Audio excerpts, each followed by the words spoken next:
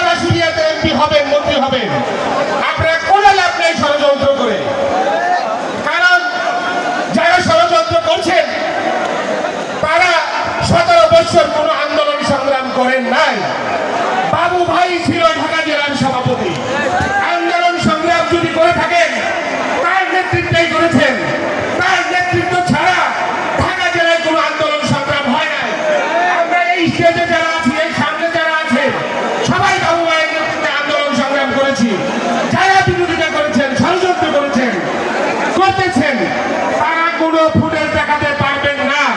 কারণ আন্দোলন সংগ্রাম বাবু ভাইয়ের নেতৃত্ব হয়েছে। যদি কোনো ফুটেজ দেখাতে পারেন সেটা বাবু ভাইয়ের পিছনে ছাড়া অন্য কোনো আন্দোলন সংগ্রাম দেখাতে পারবেন না। এর জন্য আপনাদেরকে বলছি, আপনারা কোনো ষড়যন্ত্র করে লাভ নাই। বাবু ভাইয়ের পিছনে আন্দোলন সংগ্রাম করেন, বাবু ভাইয়ের পিছনে আসে রাজনীতি করেন, বাবু ভাই নমিনেশন পাবেন, বাবু ভাই এমপি হবেন। অতএব কোনো ষড়যন্ত্র করবেন না। সবাইকে ধন্যবাদ। আসসালামু আলাইকুম।